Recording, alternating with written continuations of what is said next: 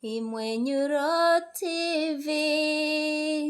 We got you covered. Nabyutse mu gatondo sankuwada ya kadondo gahunda niyo gupakaza nuko nacakaza cyane nka purasta gahungu nonsamye ku mata kunywa cyane bitenda kujuta reba neza batagupiga cyangwa se utahira ibyo.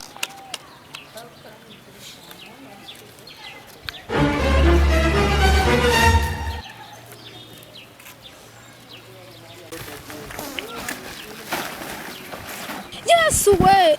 I hear me to me, but me. Apostle, we hear of this. Jesus! Jesus is Lord! Ndaro mnyana mumufereje. Umufato twawo koni yara we nibi. Ibi Kandari menayo. Nanda yumenayo. Kandari menayo. Najumenayo. None ibi biri mo nje nabisitemu. Ni wanyo abishitemu. Inde tewu. Wanyene. Jewe muyaga. Wo muyaga. Tudakufa. Nibikipe. Wenga wafashwe. Kandi wewe rero ubwira wenda kore byo bishoboka.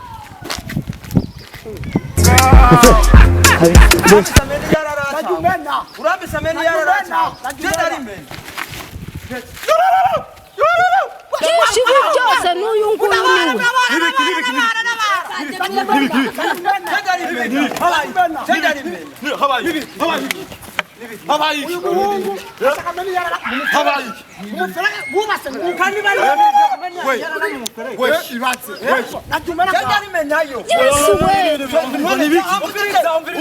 Kwanza tuhamagare nyumba 10. None jewe nje kumena tumutelefone.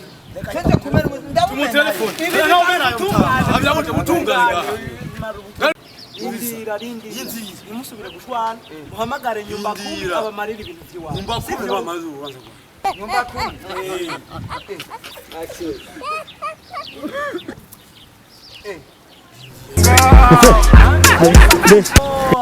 Jemuyaga Nabyo kunkanga nyaruka ubunyenda bufinde nyaruka hauta bagabo ko mu nkanga Right here, man.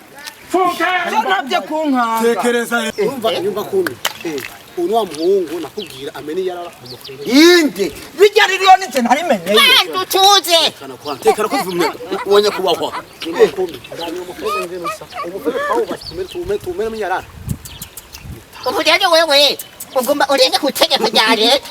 Yes, wait.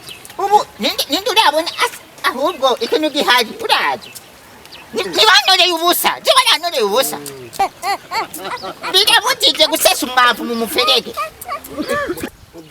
hanyuma wowe ucufata umwanda ugiye gusukamwo none biriya nje nabisuteyo ikintu gihari rero tekana yangu tekana ko twagufashe wewe uzovuga n'abantu mufate umutware kuko miri